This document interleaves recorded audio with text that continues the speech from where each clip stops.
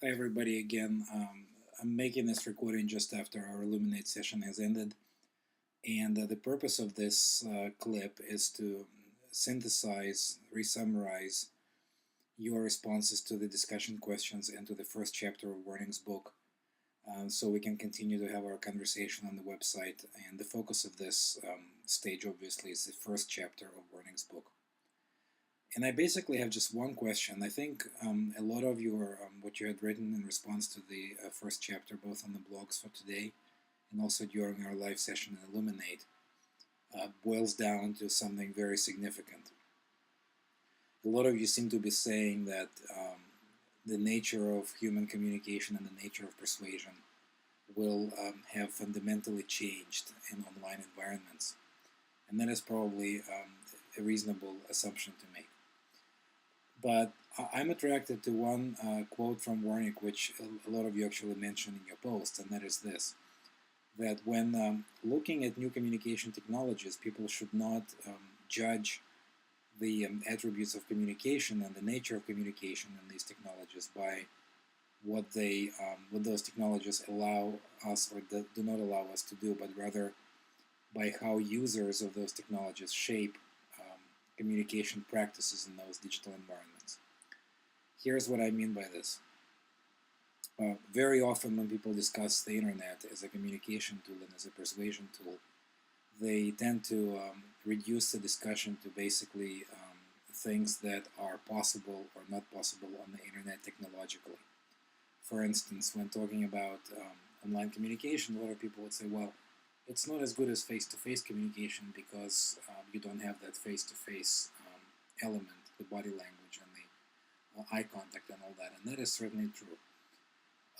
But to me, this approach reduces the debate to just focusing on the kind of translating our face-to-face communication practices to technological tools and kind of being almost held hostage by the constraints of the technological tools.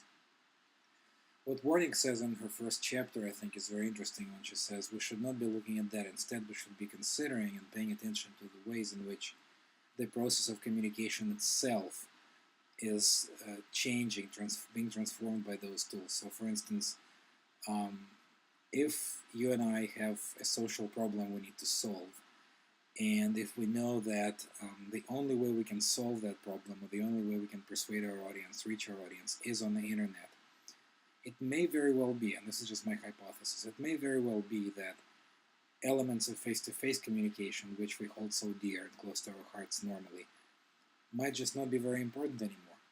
It may very well be that as internet users we will devise and design communication strategies, approaches, persuasion strategies, which do not rely very heavily on the kinds of things that we normally rely on in face-to-face communication, such as body language, such as face-to-face contact, such as ethos, such as strong authorship, and so on. So my question for you guys is this: to what extent do new communication technologies, persuasion technologies, such as the internet, to what extent are they shaping our practices?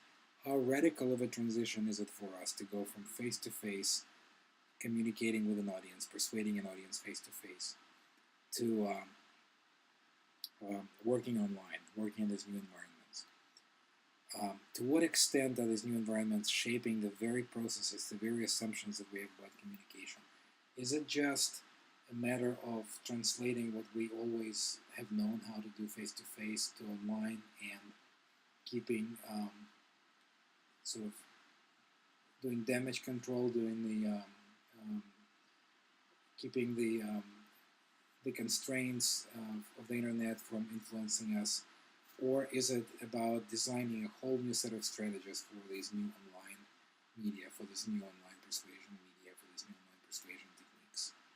So I would like you to add a comment to this video, to this blog, and I would like you to respond to this question as best as you can by class time on Thursday. In addition, of course, you will have the second chapter to consider as well, so please give yourself enough time to do that. And thank you very much, and I look forward to reading your responses soon.